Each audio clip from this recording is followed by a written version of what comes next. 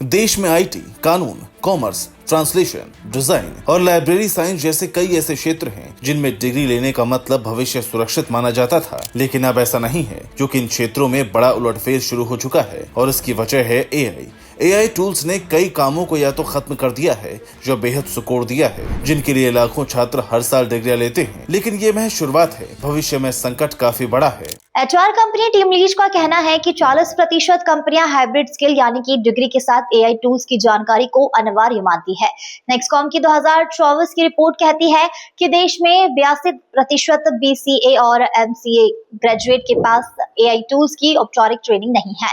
World economic forum की report के अनुसार नौकरियां उन लोगों के पास रहेगी जो एआई टूल का इस्तेमाल करके उत्पादकता यानी कि प्रोडक्टिविटी 40% तक बढ़ा सकते हैं। IB institute for business value की रिपोर्ट कहती है कि एआई लोगों की जगह नहीं लेगा, लेकिन जो लोग एआई का उपयोग करते हैं वो उनकी जगह ले लेंगे जो इस्तेमाल नहीं करते। यूजर्स ऑफ जॉब रिपोर्ट्स 2025 के अनुसार 2030 तक इससे 22% नौकरियां प्रभावित हो सकती हैं। एक्सपर्ट्स का मानना है कि अगर तरीका नहीं बदला तो डिग्रियों की कोई वैल्यू नहीं रहेगी। ऐसे में सवाल है कि परंपरागत डिग्री वालों का क्या होगा। एक्सपर्ट्स मानते हैं कि पारंपरिक डिग्रियां पूरी तरीके से बेकार नहीं होगी, लेकिन उनका स्वरूप खत्म हो रहा है।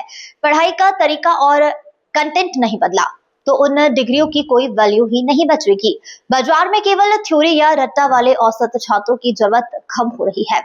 अपग्रेड करना होगा। जो छात्र अभी सेकेंड या थर्ड ईयर में है वह लाइव प्रोजेक्ट पर काम शुरू कर दे। एआई टूल्स का प्रोफेशनल लाइसेंस है, उस पर 6 महीने रात दिन काम करें और सॉफ्टवेयर या वेबसाइट बनाएं।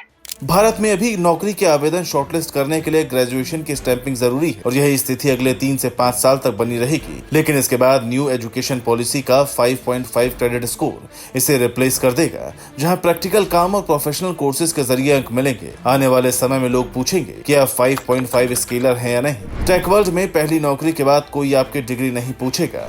हमारा पड़ोसी चीन इसे अच्छे से समझता है।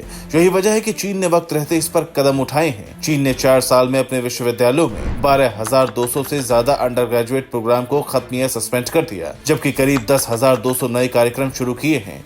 इनमें कई कटौतियां कला, मानविकी, विदेशी भाषाओं और प्रबंधन पर केंद्रित थीं। इसकी वजह यह है कि चीन सरकार विश्वविद्यालयों पर एआई, सेमीकंडक्टर्स, रोबोटिक्स और अन्य रणनीतिक उद्योगों के लिए प्रतिभाएं तैयार करने का दबाव बना रहा है।